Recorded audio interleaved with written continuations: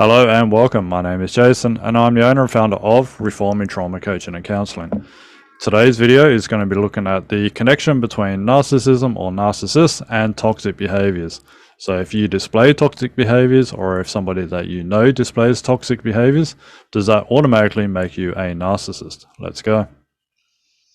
It really frustrates me with the amount of misinformation that's on social media from other life coaches, from other counselors, from other sort of experts around narcissism and narcissists, and the way they kind of lump everyone that displays toxic behaviors into that category, right?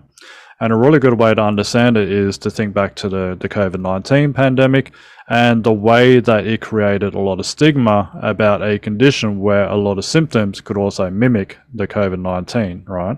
So if you think about the cold and flu, you have a cough, you have a sneeze, you have a runny nose, all those sorts of things. But during that COVID pandemic time, those symptoms were automatically perceived by others, at least, to be COVID, right? So if you're on public transport, if you're on a train or something, if you're at work, and if you coughed and sneezed, then there's that underlying fear because of the stigma that others are going to perceive you as having COVID, right? This is kind of the same thing with narcissism these days. A lot of people display toxic behaviors because they don't know any better, right? They've been raised in dysfunctional families, we're not taught this sort of thing at school, or at least not in a proper way anyway. So a lot of people are just fumbling around as adults, trying to do the best that they can, unknowingly engaging in toxic behaviors. That doesn't mean, though, that they're a narcissist. So social media is having a negative effect. It's stigmatizing something. A lot of people are starting to question themselves. They're starting to wonder, okay, I'm engaging in these behaviors. Does that make me a narcissist? I don't want to seek out therapy because then they're going to diagnose me as that. Then I'm going to be ashamed. I'm going to be ridiculed. I'm going to be ostracized. All these sort of things, right? So the current perception of narcissism, I believe, is driving the disorder underground, especially for those who genuinely need that support and who genuinely would be diagnosed with NPD, right? So what are some of the underlying factors regarding toxic behaviors? Yes, narcissism is one aspect, but there's a lot of other reasons too, right? Number one can be low self-esteem. If you have feelings of inadequacy or worthlessness, then you may be more tempted to overcompensate and engage in toxic behaviors such as dishonesty or manipulation as a way to portray yourself as something other than what you feel internally, right? So someone with low self-esteem might brag about themselves, they might exaggerate accomplishments as a way of trying to feel better about themselves. Another factor can be unresolved trauma.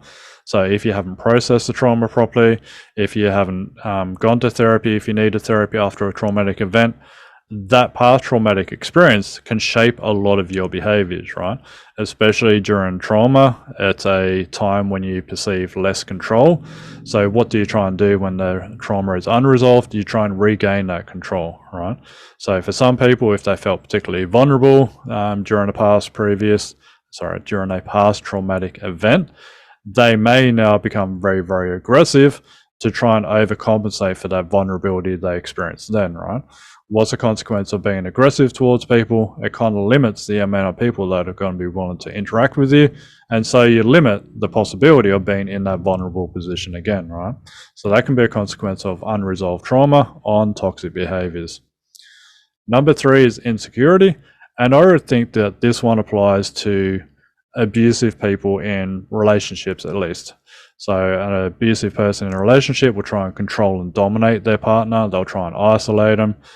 They'll use fear tactics and all that sort of thing because they're insecure about the partner leaving them, right? So they try and force the partner to stay there against their will. They discourage them from having friends. They discourage them from being with family. They discourage them from working, financial independence, all that sort of thing. And it's all geared towards maintaining control because they are feeling insecure, right? Makes sense. Number four is a lack of emotional regulation or a lack of emotional intelligence.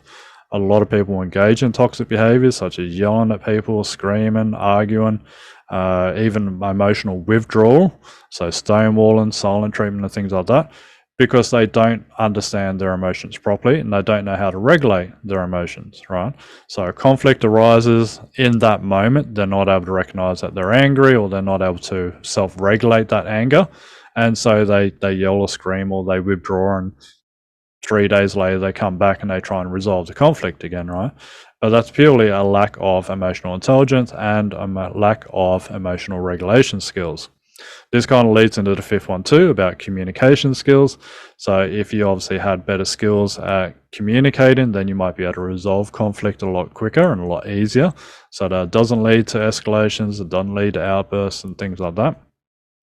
Poor communication skills also can lead to manipulation or even to gaslighting, especially when people have needs, which we all do, but they're not able to communicate those needs in healthy ways.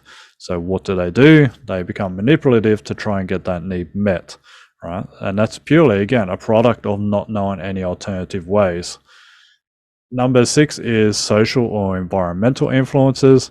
This is society that we are raised in can determine what we perceive as normal behaviors, right? If you look in the West these days, it's very sort of individualized, it's very sort of selfish, and a lot of people, especially these new generations, are perceiving that as being normal, right? You screw anyone over to make $1 because that's what you need to do to get ahead in life, right? Treating people nicely is not going to get you to become a millionaire or a billionaire. So they learn that they have to mistreat people, they have to manipulate people, they have to gaslight people if they want to get further ahead in life. The same thing also applies if you're raised in a dysfunctional family and all you know are these toxic behaviors, then that's what you're going to learn, right? That's learned behaviors. Again, can you challenge those learned behaviors if you don't see anything different? If you don't see another family where they engage in healthy behaviors, for example, then all you know is those toxic behaviors and that's your normal, right? The last one, number 7, is lack of awareness. So a lot of people are just simply unaware that they're engaging in toxic behaviors. They don't understand that creating conflict all the time because they lack those communication skills, getting angry all the time because they lack the emotional regulation skills, is toxic behavior. They just don't make that connection. The biggest difference between someone who becomes self-aware and then tries to change their behaviors and someone that becomes self-aware and doesn't try to change their behaviors, is the difference between someone that's displaying unhealthy behaviors and someone who meets that criteria for NPD, or someone who might meet that criteria for NPD, So a lack of awareness is that primary concern with NPD. A narcissist, a truly diagnosed narcissist, wouldn't question their existence, right? Your shoes don't question their existence. Your table doesn't question its existence. It just does what it does. And that's for a full-blown narcissist, they wouldn't question themselves. They wouldn't even consider the idea that maybe they're faulty in some way. Maybe when they hit rock bottom, they might, but those narcissistic defenses will kick in and back off. They go on the grandiosity trail and things like that, right? So there we go. Just because you display toxic behaviors, even if from time to time, even if it's regularly, it doesn't necessarily make you a narcissist. There we go.